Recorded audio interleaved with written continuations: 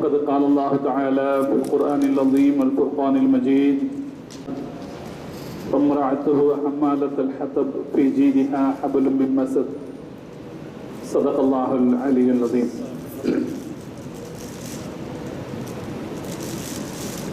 கண்ணியத்திற்கும் மரியாதைக்கும் உரிய அல்லாஹ்வின் நல்லடியார்களே, பெரியோர்களே, அருமை சகோதரர்களே,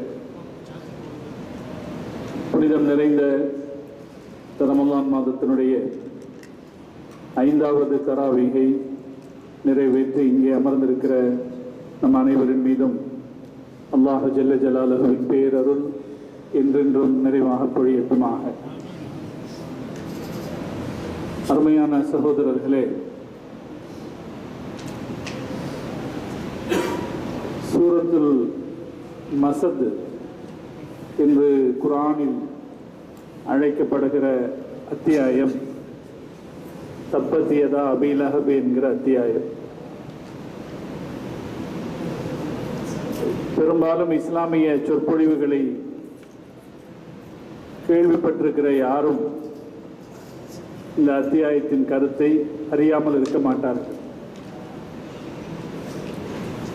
இது அபூ லஹபை சபித்து சொல்லப்பட்ட அத்தியாயம் என்பது நம் எல்லோருக்கும் தெரியும். ஆனால் இந்த அத்தியாயம் அதை தாண்டி முஸ்லிம்களுக்கு வேறொரு நன்மையை கற்பிப்பதாக திருக்குர்ஆனுடைய அறிஞர்கள் சொல்லி காட்டுகிறார்கள். முஸ்லிம்களுக்கு தன்னம்பிக்கையையும் மனோதைரியத்தையும் இந்த அத்தியாயம் தருகிறது என திருக்குர்ஆனுடைய அறிஞர்கள் சொல்லி காட்டுவார். அது எந்த வகையில் என்பதை இன்ஷா அல்லாஹ் இந்த உரையினுடைய போங்கிலே நீங்கள் தெரிந்து கொள்வீர்கள். இஸ்லாம் அது தொடங்கிய காலத்திலே இருந்து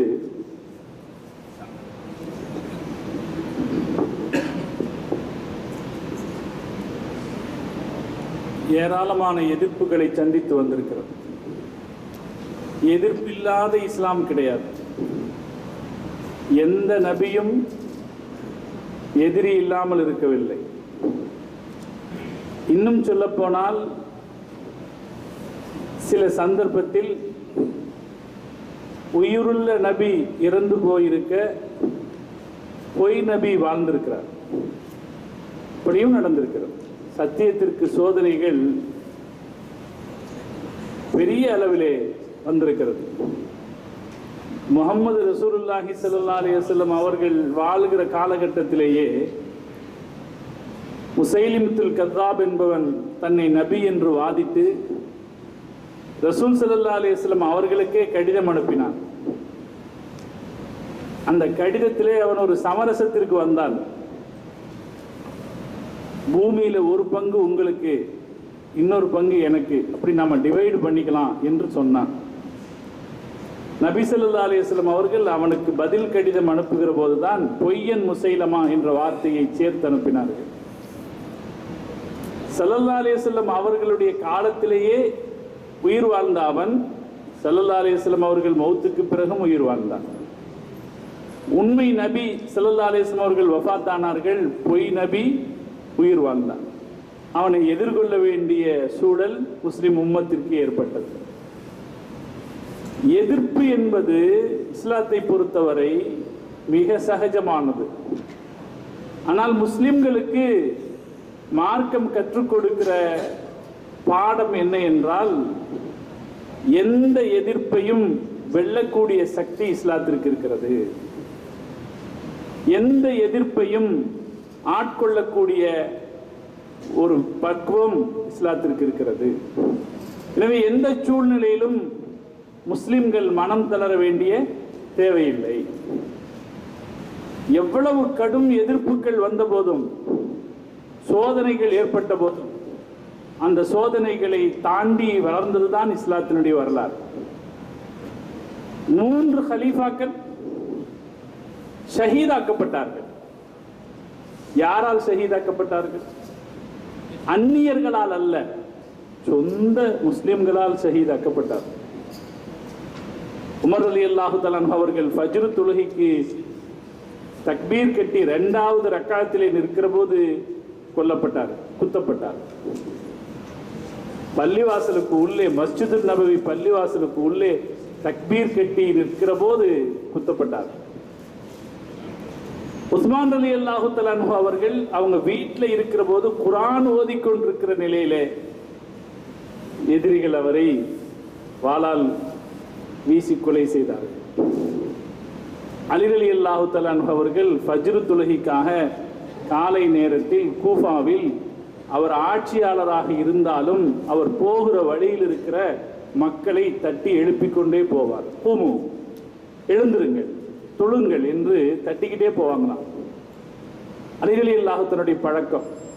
ஆட்சி தலைவராக பல்லாயிரக்கணக்கான மைல்களை கட்டுப்பாட்டில் வைத்திருக்கிற ஆட்சி தலைவராக கூஃபா நகரத்தில் வாழ்ந்தாலும் பள்ளிவாசலுக்கு போகிற வழியிலே இருக்கிற முஸ்லிம் வீடுகளை தட்டி தட்டி எழுப்பிவிட்டு போவார். அப்படி போகிற வழியிலே ஹாரிஜியாக்கள் அவரை கொலை செய்தார்கள். இதெல்லாம் எங்க நடந்தது? முஸ்லிம்களுடைய கேந்திர தலங்களில் நடந்தது, முஸ்லிம்களாலேயே நடந்தது. எவ்வளவு பெரிய சோதனை! ஆனால் இந்த சோதனையை தாண்டி இஸ்லாம் வளரவில்லையா? இஸ்லாம் வளர்ந்தது யார் இந்த சோதனைக்கு ஆட்பட்டார்களோ அவர்களுடைய பேரும் புகழும் வளர்ந்ததே தவிர அவர்களை அழிப்பதனால் அவர்களுடைய புகழை அழிக்க நினைத்தவர்களுடைய எண்ணம் ஈடேறவில்லை. ஹஸரத் உமர் ரலியல்லாஹு தஆலா அவர்களை அழிக்க நினைத்தவனுடைய எண்ணம் ஈடேறவில்லை. உஸ்மான் ரலியல்லாஹு தஆலா அவர்களை அழிக்க நினைத்தவர்களுடைய எண்ணம் ஈடேறவில்லை. அலி ரலியல்லாஹு தஆலா அவர்களை அழிக்க நினைத்தவர்களுடைய எண்ணம் ஈடேறவில்லை. அவர்களுடைய புகழ் மென்மேலும் உயர்ந்ததே தவிர குறையவில்லை. அதே போல நம்முடைய இமாம்கள், 4 இமாம்களும், அதிலும் குறிப்பாக மாலிக் இமாமை தவிர மீதி உண்டான 3 இமாம்களும் கொடுமையான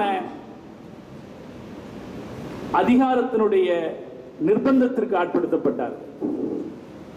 இமாம் அபு ஹனீஃபா ரஹ்மத்துல்லாஹி அலைஹி அவர்கள் எவ்வளவு பெரிய பேரறிஞர்! இந்த தூண் தங்கம் என்று வாதிடுவார் என்றால் அதை அவர் நிரூபித்து விடுவார் என்று அவருக்காக சாட்சி சொன்னார் இமாம் மாலிக் ரஹ்மத்துல்லாஹி அலைஹி. இவ்வளவு பெரிய பேரறிஞர், இந்த மார்க்கத்திற்கு மகத்தான சட்ட வடிவத்தை கொடுத்த பேரறிஞர் ஆட்சியாளர்களால் சிறை கூடத்திற்கு அனுப்பப்பட்டார்கள். இமாம் ஷாஃபி ரஹ்மத்துல்லாஹி அலைஹி அவர்கள் அதிகாரத்தின் நிர்பந்தத்திற்கு ஆளானார்கள். அதே போல இமாம் அஹ்மது பின் ஹம்பல் ரஹ்மத்துல்லாஹி அலைஹி அவர்கள் கொடூரமாக தாக்கப்பட்டார்கள். மிக கொடூரமாக தாக்கப்பட்டார்கள். அவர்களை அடித்த அந்த அவர்களுக்கு கசையடி கொடுத்தவன் சொல்கிறார், நான் அவருக்கு 80 கசையடி கொடுத்தேன். இதுல சில கசையடிகளை ஒரு யானைக்கு அடித்திருந்தாலும் யானை கீழே விழுந்திருக்கும். அவ்வளவு கசையடிகளை கொடுத்தேன். அதையும் தாண்டி நின்னாங்க. என்ன நடந்தது தெரியுமா? அடித்தவர்கள் காணாமல் போனார்கள். இமாம் அஹ்மது பின் ஹம்பல் ரஹ்மத்துல்லாஹி அலைஹி அவர்கள் உயிர் வாழ்ந்தார். இமாம் அஹ்மது பின் ஹம்பல் ரஹ்மத்துல்லாஹி அலைஹியுடைய ஆட்சி காலத்தில் 3 ஆட்சியாளர்களை சந்தித்தார்கள். 3 ஆட்சியாளர்கள் 2 பேரும் தொடர்ந்து அவங்களுக்கு துன்பம் கொடுத்தாங்க. ஆனால் கடைசியில் ஆட்சியாளர்கள் காணாமல் போனார்களே தவிர அஹ்மது பின் ஹம்பல் ரஹ்மத்துல்லாஹி அலைஹி அவர்கள் நின்றார்கள். இன்றும் நின்று கொண்டிருக்கு. இஸ்லாமிய வரலாறு இப்படி எதிர்ப்புகளை சந்தித்து வாழ்ந்த வரலாறு தான் இஸ்லாமிய வரலாறு. ஏன் நமக்கெல்லாம் ரொம்ப தெரிஞ்ச பழக்கப்பட்ட இமாம் புகாரி ரஹ்மத்துல்லாஹி அலைஹி அவர்கள், இன்னைக்கு அவரை குறை சொல்லக்கூடிய அந்த மனோபோக்கம் யாருக்காவது வருமா? குர்ஆனுக்கு அடுத்த வேதம் என்று சொல்லப்படக்கூடியது, கிதாபு சானி என்று சொல்லப்படக்கூடியது அவர் இயற்றிய சஹீஹுல் புகாரி என்கிற ஹதீஸ் தொகுப்பு இல்லையா? இமாம் புகாரி ரஹ்மத்துல்லாஹி அலைஹி அவர்களுக்கு அவர்களுடைய காலத்தில் எவ்வளவு அநீதி இழைக்கப்பட்டது, அவருக்கு எவ்வளவு அவர் மீது அவச்சொல் பேசப்பட்டது. அவரை குறை சொன்னவர்கள் எத்தனை பேர்? வரலாறு சொல்லி காட்டுகிறது. ஒரு தடவை அவர் நைசாபூருக்கு போகிறார். நைசாபூருக்கு அவர் உள்ளே போகிற போது அவர் முதல்ல கேள்விப்பட்ட மக்கள் அவரை வரவேற்கிறார்கள். அவர் ஹதீசுக்கலை அறிஞர் என்று கேள்விப்பட்ட உடனே அவரை வரவேற்கிறார்கள். 2 மர்ஹலாவுக்கு தோரணம் கட்டி இருந்தார்களாம். 2 மர்ஹலாங்கிறது 136 கிலோமீட்டர். அவ்வளவு தூரத்திற்கு தோரணம் கட்டி வரவேற்றார்கள் மக்கள். ஹதீஸ்களை அறிஞர்னு அவர் உள்ள வந்து இன்னதுதான் சஹீஹான ஹதீஸ், இதெல்லாம் சஹீஹான ஹதீஸ் இல்லை என்று மக்களுக்கு இடையிலே ஹதீசுகளை பிரித்து பேசிய போது கோபப்பட்ட மக்கள் அவரை துரத்தி விட்டார்களாம். 2 மர்ஹலாவுக்கு தோரணம் கட்டி வரவேற்றவர்கள் கடைசியில் அவரை ஒரே ஒரு ஒட்டகையோடு துரத்தி விட்டார்கள்னு அவரை பற்றி வரலாறு சொல்கிறது. அங்கிருந்து அவர் வெளியே கிளம்பி போனாங்க. அவங்களுடைய சொந்த ஊர்ல புகாரா என்கிற அவங்க சொந்த ஊர்ல அவங்களுக்கு இடம் கொடுக்கல. அவர் எவ்வளவு மகத்தான சாதனைகளை இந்த சமூகத்திற்கு செய்தார். இமாம் புகாரி ரஹ்மத்துல்லாஹி அலைஹி அவங்க புகாரியை எழுதுறதுக்கு முன்னாடி தாரீகுல் கபீர் என்று ஒரு கிதாப் எழுதியிருந்தாங்க. அந்த கிதாபை வாங்கி பார்த்தாரு அவருடைய ஆசிரியர் இஸ்ஹாக் இப்னு ராஹவை. அந்த கிதாபை வாங்கி படிச்சு பார்த்துட்டு சொன்னாராம், ஹாதா சிஹருன் சொன்னாராம். இது நம்ப முடியாத விஷயமா இருக்கு, அவ்வளவு அற்புதமா இருக்கு. சிஹர்னா எதுக்கு சொல்றது? மந்திரம். இந்த நூல் ஒரு மந்திர நூலாக இருக்கிறது அப்படின்னு சொன்னாராம். அவ்வளவு தூரம் பாராட்டப்பட்ட நூலை எழுதி சமுதாயத்துக்கு கிதாபு சானி என்கிற 2வது வேதம் என்று சொல்லப்படக்கூடிய ஹதீஸ் திரட்டை தந்த இமாம் புகாரி ரஹ்மத்துல்லாஹி அலைஹி அவர்கள் அவங்க ஊருக்கு போனாங்க. அந்த ஊர்ல இருந்த அரசர் சொன்னாரு, சபைக்கு வந்து அரண்மனைக்கு வந்து புகாரியை கத்துக் கொடுங்க, உங்களுக்கு நான் ஒரு ஏற்பாடு செய்யறேன், அரண்மனையில் ஒரு இடம் ஏற்பாடு செய்யறேன், அங்க வந்து மக்களுக்கு புகாரியை சொல்லிக் கொடுங்க. நான் புகாரி ரஹ்மத்துல்லாஹி அலைஹி சொன்னாங்க, இது கத்துக் கொடுக்கிற இடம் அரண்மனை கிடையாது, பள்ளிவாசலுக்கு வாங்கன்னா. இப்போ 2வது ஒரு ஆப்ஷன் வச்சாரு மன்னர், அப்படின்னா ஒண்ணு செய்யுங்க, பள்ளிவாசல்லையும் கத்துக் கொடுங்க, அரண்மனையில இளவரசர்களுக்கு கத்துக் கொடுங்க. இமாம் புகாரி ரஹ்மத்துல்லாஹி அலைஹி சொன்னார்கள், இல்ம் என்பது ஃபகீர்களுக்கும் கனிகளுக்கும் தனியாக இல்லை, பணக்காரர்களுக்கும் ஏழைகளுக்கும் தனியாக கல்வி கிடையாது, வேணும்னா எல்லாரும் ஒரு இடத்துக்கு வாங்கன்னா. கடைசியில மன்னர் சொன்னாரு, நீங்க எந்த பள்ளிவாசல்ல தொலை வைக்கிறதா சொல்றீங்க, எந்த பள்ளிவாசல்ல நீங்க ஓதி கொடுக்க போறதாக சொல்றீங்களோ அதுவே என்னுடைய கட்டுப்பாட்டில் உள்ளதுதான். அப்படின்னா நான் அங்கேயும் செய்ய விரும்பல, அதுக்கு எனக்கு பணம் வேண்டியதில்லை. பல வகையிலும் ஆட்சியாளர்களுடைய தொல்லையை சந்தித்து புகாராவிலே இருக்க முடியாமல் வெளியேறினார்கள் இமாம் புகாரி ரஹ்மத்துல்லாஹி அலைஹி. கடைசியில புகாரியிலிருந்து அவர்கள் வெளியேறும் போது வயசு முதிர்ச்சியினால ஒட்டகத்தின் மீது உட்கார முடியாத நிலையில, ஒட்டகத்தின் மீது உட்கார்ந்து சவாரி செய்ய முடியாத நிலையில அவங்க ஊரை விட்டு வெளியேறினாங்க. ஒரு கட்டத்துல அவங்களால தாங்க முடியல, அல்லாஹ் அடுத்து துஆ செய்தாங்க, அல்லாஹ் மக்பதுனி, யா அல்லாஹ் என்னை நீ கைப்பற்றிக்கன்னு துஆ செய்தாங்க. இந்த ஒரு தடவையில என்னை கைப்பற்றிக்க, இந்த பயணத்துல என்னை கைப்பற்றிக்கன்னு துஆ செய்தாங்க. அடுத்த ஊர் சமர்கந்துக்கு போய் சேர்ந்த போது அல்லாஹ் அவர்களை வஃபாத்தாக்கினான். சமர்கந்திலே இமாம் புகாரி ரஹ்மத்துல்லாஹி அலைஹி அவர்கள் அடக்கம் செய்யப்பட்டிருக்கிறார். யார் புகாரி? இன்னைக்கு அவங்களுக்கு இருக்கிற மதிப்பு என்ன? உலகத்துல அங்கீகரிக்கப்பட்ட மனிதர்கள் அப்படிங்கிற ஒரு பட்டியலை எடுத்தோம்னா அதுல முதல் இடம் யாருக்கு கிடைக்கும்? இமாம் புகாரி தான். கிடைக்குமா இல்லையா? எல்லோராலும் அங்கீகரிக்கப்படுதல் அப்படிங்கிறது எவ்வளவு பெரிய விஷயம். நம்மளை 4 பேர் ஒத்துக்குவாங்களா? நம்மள பல பேர் பொண்டாட்டி கூட ஒத்துக்க மாட்டாங்க, மனைவி கூட ஒத்துக்க மாட்டாங்க, நண்பர்கள் ஒத்துக்க மாட்டாங்க. ஒரு 4 பேர் நம்மளை ஒத்துக்குவாங்களா? இமாம் புகாரி ரஹ்மத்துல்லாஹி அலைஹி அவர்கள் எத்தனை கோடிக்கணக்கான மக்களால் அங்கீகரிக்கப்பட்டவர்களாக இருக்கிறார்கள். அப்படி அங்கீகரிக்கப்பட்ட இமாம் புகாரி ரஹ்மத்துல்லாஹி அலைஹி அவர்களுக்கு அவங்க வாழ்க்கையில அவ்வளவு சோதனைகள் வந்திருக்கிறது. எனவே இஸ்லாமிய வரலாற்றை பொறுத்த வரைக்கும், இஸ்லாமிய வாழ்க்கையை பொறுத்த வரைக்கும் எதிர்ப்புகளும் சோதனைகளும் சாதாரணமானவை. அது வரும். அப்படி வரும்போது யாரும் தளர்ச்சி அடையக்கூடாது. கடைசியிலே அல்லாஹு தஆலா வெற்றியை வைத்திருப்பான் என்று எதிர்பார்க்க வேண்டியது முஸ்லிம்களுடைய கடமை. நபி ஸல்லல்லாஹு அலைஹி வஸல்லம் அவர்கள் சொன்னார்கள், அல் முஃமினு பைன ரஜாஇ வல் ஹவுஃப். முஃமினுடைய வாழ்க்கை எப்படி இருக்கும்?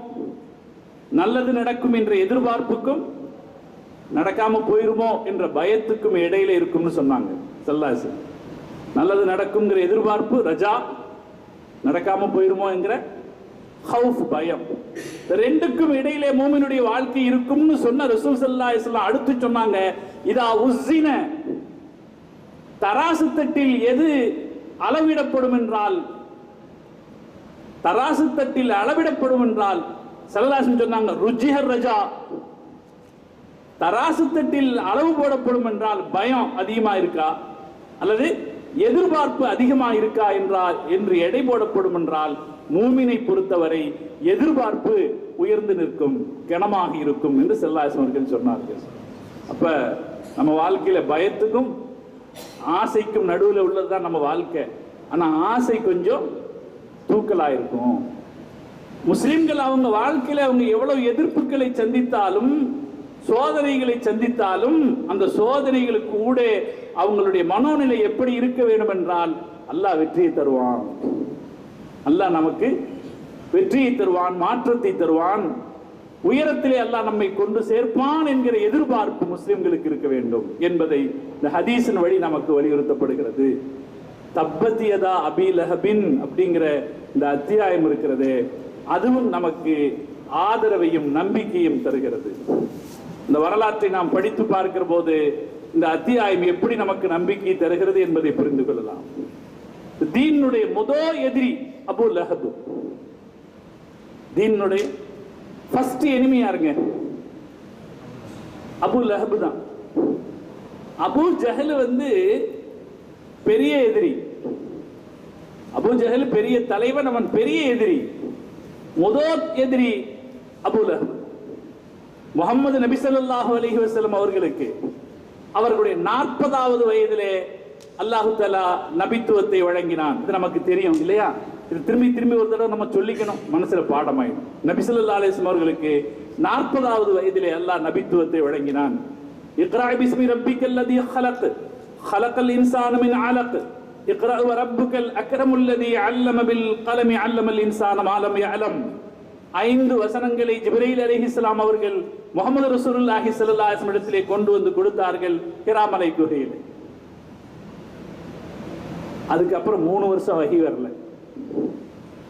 3 வருஷம் வஹி வரல. அது வஹி தடைபட்டிருந்த காலம்னு பேரு. அதற்கு பிறகு அல்லாஹ் பெருமானார் ஸல்லல்லாஹு அலைஹி வஸல்லம் அவர்களுக்கு வஹியை அனுப்பினான் தொடர்ச்சியாக. அந்த வஹியிலே அல்லாஹ் சொன்னான், வஅன்திர் அஷீரத்தக்கல் அக்ரபீன், உன்னுடைய நெருங்கிய உறவினர்களை எச்சரிக்கை செய்யுங்கள்.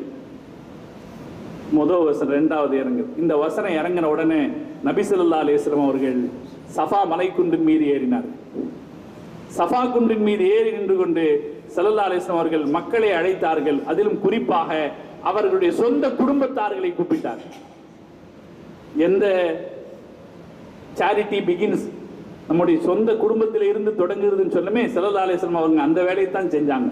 சஃபா மலைக்கு மேலே ஏறி நின்று கொண்டு ஸல்லல்லாஹு அலைஹி வஸல்லம் அவர்கள் வா சபாஹா வா சபாஹா என்று அழைத்தார்கள். சபாஹா அப்படின்னா ஆபத்து வர்றதுங்கிறத அறிவிக்கக்கூடிய வார்த்தை. அதை சொன்னா மக்கள் கூடிடுவாங்க. அப்படி பொதுவாக அழைச்ச பிறகு நபி ஸல்லல்லாஹு அலைஹி வஸல்லம் அவர்கள் தன்னுடைய குடும்பத்தாரை பெயர் சொல்லி அழைத்தார்கள். ஃபஜஅல யுனாதி யா பனி ஃபிஹர், பனு ஃபிஹர்களே வாருங்கள், வயா பனி அதி, பனு அதீகளே வாருங்கள். இவங்க எல்லாம் குறைஷி குடும்பத்தினுடைய உட்பிரிவுகள். உட்பிரிவுகளுடைய பெயரை சொல்லி எல்லாரும் வாங்க வாங்கன்னு ஒவ்வொருத்தரையா கூப்பிட்டாங்க. ஸல்லல்லாஹு அலைஹி வஸல்லம் ஹத்தஜிதமௌ, எல்லாரும் வந்துட்டாங்க. கூப்பிடுறது நபி ஸல்லல்லாஹு அலைஹி வஸல்லம் அவங்கன்னு தெரிஞ்சிருச்சு. தெரிஞ்ச உடனே இவங்க கூப்பிடுறாங்களே அப்படின்னு தெரிஞ்ச உடனே அத்தனை பேரும் வந்தாங்க. வர முடியாதவங்க ஒரு ஆளை தங்கள் சார்பாக அனுப்பி வைத்தார். கூப்பிடுறது முஹம்மது ஸல்லல்லாஹு அலைஹி வஸல்லம் கூப்பிடுறாங்க, அதனால ஒரு ஆளை அனுப்பி வச்சாங்க. எல்லோரும் வந்த பிறகு ஸல்லல்லாஹு அலைஹி வஸல்லம் அவர்கள் அந்த மக்களை பார்த்து கேட்டார்கள், அரைத்துக்கும் லவ் அக்பர்துக்கும் அன்ன கைலம் பில் வாதி துரீது அன் துகீர அலைக்கும், இந்த மலைக்கு பின்னாலே ஒரு குதிரைப்படை உங்களை தாக்குவதற்கு காத்திருக்கிறது என்று நான் சொல்வேன் என்றால் நீங்கள் என்ன சொல்வீர்கள் என்று கேட்டபோது அந்த மக்கள் எல்லோரும் சொல்வார்கள், நீங்கள் சொல்லதை உண்மை என்று நாங்கள் ஏற்றுக்கொள்வோம், நீங்க சொன்னது சரிதான் நம்புவோம். ஏன்னா மா ஜர்ரப்னா அலைக்கு இல்லா சிதுக்கா, உங்க விஷயத்துல எங்களுக்கு உண்மையை தவிர வேறு எந்த அனுபவமும் இல்லை, நீங்க எப்பவும் உண்மையை தான் பேசியிருக்கீங்க, அதனால நாங்க எல்லாரும் உங்களை நம்புவோம் என்று சொன்ன பிறகு நபி ஸல்லல்லாஹு அலைஹி வஸல்லம் அவர்கள் அடுத்து சொன்னாங்க, ஃபஇன்னி நதீருல் லக்கும் பைன யதை அஸாபின் ஷதீத், உங்களுக்கு ஒரு பெரும் அஸாபு காத்திருக்கிறது என்று எச்சரிக்கையை செய்தார்கள். அப்படி எச்சரிக்கை சொன்னபோது சபை அமைதியாக இருந்தது. வரலாறு சொல்லி காட்டுகிறது. எல்லோரும் அமைதியாக இருந்தார்கள். என்ன சொல்லுவது என்று தெரியாமல் அவர்கள் மௌனமாக இருந்தார்கள். ஒரு நிமிஷம் கிடைத்திருக்குமானால், ஒரு நிமிஷம் கிடைத்து அந்த நிமிஷ நேரத்தில் குர்ஆனுடைய சில வசனங்களை நபி ஸல்லல்லாஹு அலைஹி வஸல்லம் அவர்கள் ஓதி காட்டி இருப்பார்கள் என்றால் நிலைமை வேற. அதற்கிடையிலே அபூ ஜஹல் முந்தினான், அபூ லஹப் முந்தினான். அந்த ஒரு நிமிஷத்துக்கு இடையில வரலாற்று ஆய்வாளர்கள் சொல்லும், ஒரு நிமிஷத்திற்கு இடையிலே மக்கள் கொஞ்சம் மௌனமாக காத்திருந்த நேரத்திலே அபூ லஹப் முந்தினான். தப்பல்லக அலிஹாதா ஜமாத்தனா, கையை வீசி அவன் பெருமானாரை பார்த்து சொன்னான், நாசமா போக, இதுக்கு தான் எங்களை கூப்பிட்டியா என்று கேட்டான்.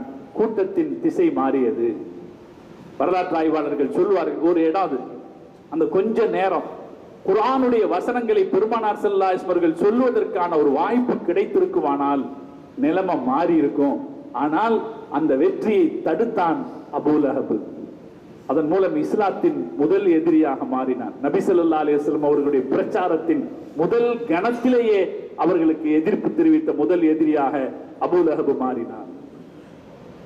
அன்னைக்கு மாறினவன், அப்படி அவன் பெருமானார் ஸல்லல்லாஹு அலைஹி வஸல்லம் அவர்களை பார்த்து சாபம் உண்டாகட்டும் என்று சொன்னவன், அப்படி சொன்னபோது அதை அல்லாஹ் பொறுத்துக் கொள்ளல. உடனே அல்லாஹ் திருக்குர்ஆனில் அத்தியாயத்தை இறக்கினான். தப்பத் யதா அபீ லஹபின், அபூ லஹபனுடைய 2 கரங்களும் நாசமாகட்டும். வத்தப்ப, அது நாசமாகிவிட்டது. அல்லாஹ் இருக்கிறான். குர்ஆன்ல அல்லாஹ்வுக்கு ஒரு பழக்கம், யாராவது ரசூல் ஸல்லல்லாஹு அலைஹி வஸல்லத்தை குறை சொன்னா ஸல்லல்லாஹு அலைஹி வஸல்லம் பதில் பேச மாட்டாங்க. ஒண்ணு அல்லாஹ் பதில் சொல்லிடுவான், அல்லது யார் குறை சொன்னாங்களோ அவங்கள இருந்து ஒருத்தரே இது தப்பு, அவரை குறை சொல்லக்கூடாதுன்னு சொல்லிடுவாங்க. இது நடக்கும். இந்த இடத்துல அல்லாஹ் பெருமானார் ஸல்லல்லாஹு அலைஹி வஸல்லம் அவர்களுக்கு சார்பாக சொன்னான், தப்பத் யதா அபீ லஹபின், அபூ லஹபனுடைய 2 கரங்களும் நாசமாகட்டும். வத்தப்ப, அது நாசமாகிவிட்டது. வமா அக்னா அன்ஹு மாலுஹு வமா கஸப், அவனது சொத்துக்களோ அவனுடைய பிள்ளைகளோ அவனுக்கு பயன்படாது. நாம் கவனிக்க வேண்டிய வாசகம் இது. சாதாரண வாசகம் அல்ல. இந்த அத்தியாயமும் சாதாரண அத்தியாயம் அல்ல. இந்த வாசகமும் சாதாரண வாசகங்கள் அல்ல. இது அல்லாஹ்வுடைய கடுமையான எதிரி அபூ லஹபை பார்த்து சொல்லப்பட்ட வாசகங்கள். நாம் எப்படி இருக்கக்கூடாது என்ற எச்சரிக்கை. அதை நாம புரிஞ்சுக்கணும். அக்னா அன்ஹு மாலுஹு வமா கஸப், அவனுடைய சொத்துக்களும் அவனுக்கு பயனளிக்காது. வமா கஸப், வமா கஸப் என்ற வார்த்தைக்கு இப்னு அப்பாஸ் ரலியல்லாஹு தஆலா அவர்களும் மற்ற சில தோழர்களும் கொடுக்கிற விளக்கம் என்ன என்றால் அவனுடைய பிள்ளைகள் என்று அர்த்தம் கொடுக்கிறார். அப்படியானால் அவன் சம்பாதித்த சொத்துக்களும் அவனுக்கு பயன்படாது, அவனுடைய பிள்ளைகளும் அவனுக்கு பயன்படாது. ஒரு மனுஷனுடைய வாழ்க்கையில் இருக்கிற பெரிய நம்பிக்கை எதுங்க? மனுஷ வாழ்க்கையில் இருக்கிற பெரிய நம்பிக்கை என்ன? பெரிய நம்பிக்கை சொல்லுங்க. காசு பணம் பிள்ளை, காசு பணம் பிள்ளைங்க தான் ஒரு பெரு. இதை பெருமையா சொல்லிக்கிட்டு இருந்தவன் தான் அபூ லஹப். அவன் பெரிய பணக்காரனா இருந்தான், ஒரு குடும்பஸ்தனாகவும் இருந்தான். அப்படி தனக்கு இவ்வளவு பெருமை இருக்கிறது என்று சொல்லிக் கொண்டிருந்தவன் அவன்.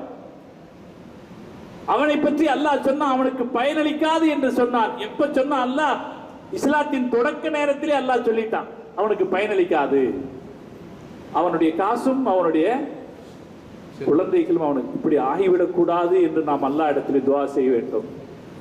எப்பவுமே சகோதரர்களே, நம்முடைய காசின் மீதான நம்பிக்கையும் சரி, நம்முடைய பிள்ளைங்க மீதான நம்பிக்கையும் சரி, அல்லாஹ்வுடைய நம்பிக்கைக்கு பின்னால தான் இருக்கு. அல்லாஹ்வுடைய நம்பிக்கைக்கு பின்னால தான் இருக்கு. அல்லாஹ் மேல நம்பிக்கை வச்ச பிறகு இதை நம்புவோம்னா இது நமக்கு பயனளிக்கும். உங்க எல்லாருக்கும் ஒரு தத்துவம் கேள்விப்பட்டிருப்பீங்க, நீங்க நிறைய பயான் கேட்கிறவங்க, ஆனாலும் நான் திரும்ப சொல்றேன், ஞாபகப்படுத்த வேண்டிய தத்துவம். அல்லாஹு தஆலா மூசா அலைஹிஸ்ஸலாத்தை தூர் மலையில சந்திக்கிறான். தூர் மலையில மூசா அலைஹிஸ்ஸலாத்தோடு அல்லாஹ் பேசுகிறார். மூசா அலைஹிஸ்ஸலாம் அவர் எதையோ எதிர்பார்த்து வந்தவர். அவருடைய மனைவி கர்ப்பிணியாக சினாய் மலைக்கு கீழே நிக்கிறாங்க. மேல பார்த்தா வெளிச்சம் தெரிஞ்சிச்சு. மேல போனா பந்தத்துக்கு நெருப்பு வாங்கிக்கலாம், போற பாதை என்னன்னு கேட்டுக்கலான்றதுக்காக வேண்டி, பாதை தெரியல, பாதை என்னன்னு கேட்டுக்கலான்றதுக்காக வேண்டி அவரு தூர்மலைக்கு மேல ஏறி வந்தாரு. வந்த இடத்துல பார்த்தா ஒரு மரம், அதை சுற்றி ஒரு வெறும் வெளிச்சம் தெரிகிறது, நெருப்பில்லை. நெருப்பில்லாமல் வெளிச்சம் தெரிகிறது. மரத்தை சுத்தி வெளிச்சம் தெரிஞ்சா மரம் கரியுமா இல்லையா? மரம் கரியல, மரம் அப்படியே இருக்கு, பசுமையா இருக்கு, சுத்தி பெரிய வெளிச்சம் தெரிகிறது. அதை பார்த்து அவர் திகைத்து போய் வருகிற போது அல்லாஹ் அவரோடு பேசுகிறான். யா மூசா இன்னனி அனல்லாஹ், நான் அல்லாஹ் பேசுகிறேன் என்று அல்லாஹ் பேசுகிறான். அல்லாஹ்வுடைய பேச்சு சத்தம் எப்படி இருக்கும், அல்லாஹ்வுடைய கலாம் எப்படி இருக்கும்னா, மனுஷன் பேசுறதுக்கு ஒரு சைடு இருக்கு, மனுஷன் பேசுறதுக்கு நம்ம பேச்சுக்கு ஒரு ஜிஹத் இருக்கு. நம்ம பேசினா நமக்கு நேர் ஜிஹத்துல தான் கேட்கும் இல்லையா? அல்லாஹ்வுடைய பேச்சுக்கு ஜிஹத்து கிடையாது, அது எல்லா ஜிஹத்திலையும் கேட்கும், எல்லா பக்கத்துல இருந்தும் கேட்கும். ஒரு வெளிச்சத்தை பார்க்கிறார்கள், அல்லாஹ் பேசுகிறான். இன்னனி அனல்லாஹ், நான் அல்லாஹ் என்று அல்லாஹ் பேசுகிறான். அந்த காட்சியை பார்த்த திகைப்பு, இந்த சப்தத்தை உணர்ந்த திகைப்பு, ரெண்டு திகைப்பிலும் அப்படியே ஒடுங்கி போய் நிற்கிறார்கள். மூசா அலைஹிஸ்ஸலாம் அவர்கள் அல்லாஹ் சொல்றான், ஃபக்லஅன அலைக், செருப்பை கழட்டுங்க. இன்னக பில் வாதில் முகத்தஸி துவா, பரிசுத்தமான துவா பள்ளத்தாக்கில் நிற்கிறீர்கள், செருப்பை கழட்டுங்கன்னா செருப்பை கழட்டினாரு. அதுக்கடுத்து அல்லாஹ் அவர்கிட்ட அவரை ஒரு சகஜ நிலைக்கு கொண்டு வர நினைச்சான். மனுஷர் எப்படி இருக்காரு, ரொம்ப பயந்து போயிருக்கிறாரு, அவர் ஒரு சகஜ நிலைக்கு கொண்டு வர நினைச்சான்.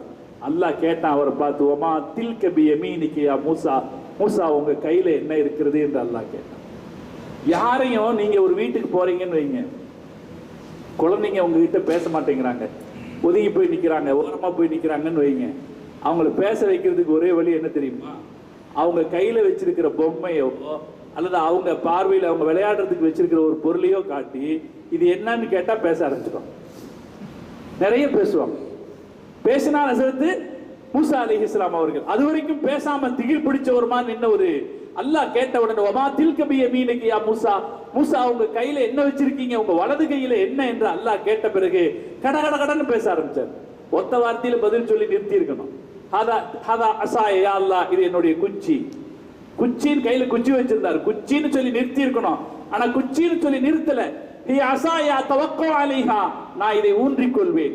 வ அஹுஷு பிஹா அலா கனமி, எனது கால்நடைகளுக்கு இலைகளை பறித்து போடுவேன். என் கால்நடைகளை தாக்குவதற்கு ஓநாய் வரும் என்றால் அதை தடுப்பதற்கு இந்த குச்சியை நான் பயன்படுத்துவேன். அவர் நிறைய பேசினார். குர்ஆன்லயும் இருக்கிறது, தௌராத்திலையும் இருக்கிறது, நிறைய அவர் பேசினார். பேசின போது அல்லாஹ் சொன்னா, இந்த குச்சியை கீழே போட்டு ஃபல்ரி, குச்சியை உங்க குச்சி ஃபல்கி அஸாக, குச்சியை கீழே போடுங்கன்னா அவர் குச்சியை கீழே போட்டாரு. ஃபைதாஹி ஹய்யத்துன் தஸ்ஆ, அது சீறி வருகிற பாம்பாக மாறியது. உடனே அவர் பயந்தார், ஒரு பயந்தாரு.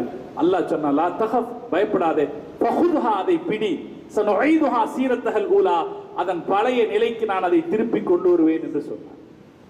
அதன் பழைய நிலைக்கு திருப்பி கொண்டு வருவேன் சொன்னாரு. இப்ப மூசா அலைஹிஸ்ஸலாத்துடைய பயம் எந்த அளவுக்கு போயிருந்துச்சுன்னா, அதன் வாயவே பிடிச்சார். வாயை பிடிச்ச உடனே தஃசீர்கள்ல வருது, வாயை பிடிச்ச உடனே அந்த குச்சியினுடைய முனை அப்படி பிரிஞ்சது. இப்ப எல்லாம் அசா குச்சி வச்சிருக்கிறோமா இல்லையா, முனை பிரிஞ்ச மாதிரி வச்சிருக்கோமா, அது மாதிரி பிரிந்தது. பிடிச்சாரு. இப்படி ஒரு நிகழ்வை அல்லாஹ் குர்ஆனிலே சொல்லி காட்டுகிறார். அருமையானவர்கள், நாம் எல்லாம் பல தடவை கேட்ட நிகழ்வுதான். இந்த நிகழ்வுகளிலிருந்து மார்க்க அறிஞர்கள் ஒரு செய்தியை சொல்வார்கள். அல்லாஹ் ஒரு தூதரை சந்திக்கிற இடத்தில் நடைபெற்ற இந்த நிகழ்வு சாமானியமானதல்ல, நம் வாழ்க்கைக்கு மிகப்பெரிய பாடத்தையும் தத்துவத்தையும் தரக்கூடியது.